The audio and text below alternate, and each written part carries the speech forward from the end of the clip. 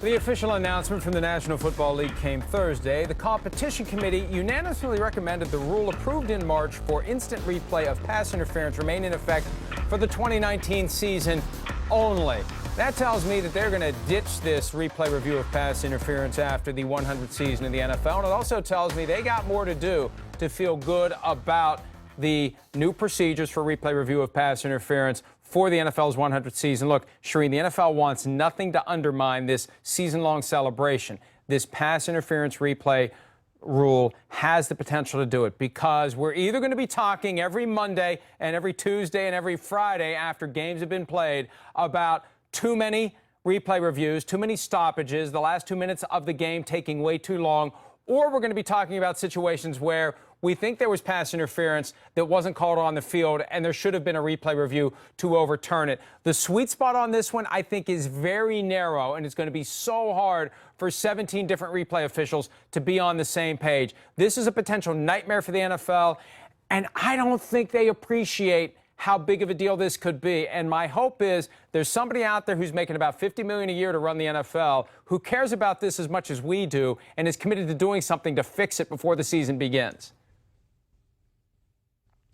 Yeah, and I don't know really what the fix is at this point. The coaches have gotten their way, and this is how it's going to stand, as you said, for this year, and then they'll review it again and possibly do something different or ditch it and do nothing.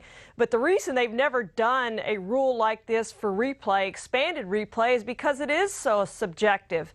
And every person has a different definition of exactly what interference is. We all know what happened at the into the NFC Championship game was interference. We can all agree on that one.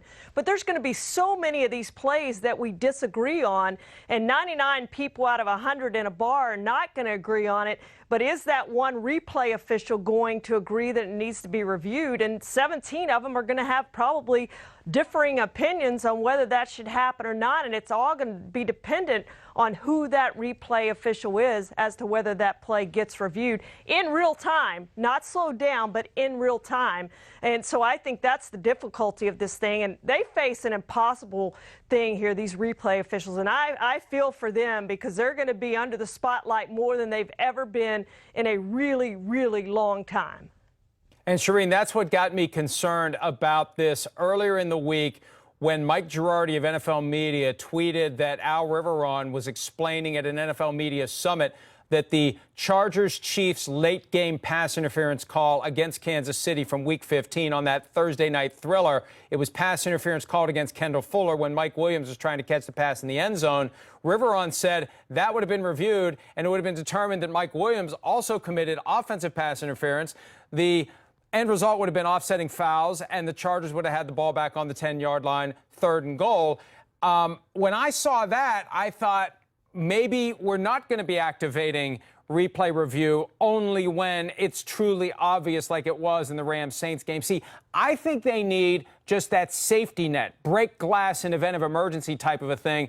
I don't want all these rulings of pass interference to be subject to replay review because it is so subjective, and it is something that you can look at it 10 different ways before you realize where the problem is. I only want replay review or whatever they use, Sky Judge, whatever, to be involved when the outcome on the field is clearly and obviously wrong. That's the standard, clear and obvious. For pass interference, it's got to be clear and obvious along the lines of what we saw in the Rams-Saints game, not that Week 15, Mike Williams maybe looked like he was pushing a little bit. That if that's subject to replay review, that feeds right into the concerns that I have, and that makes me think, because Al Riveron's already flagged that as something that would be changed under this new rule, that this is going to be a mess.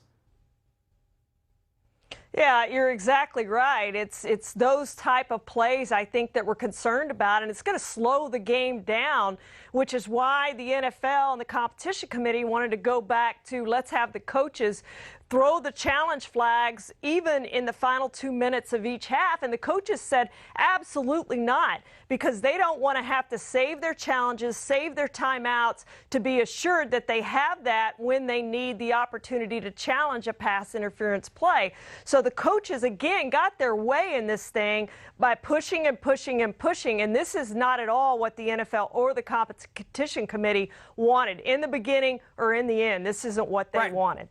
But Shireen, the coaches are right.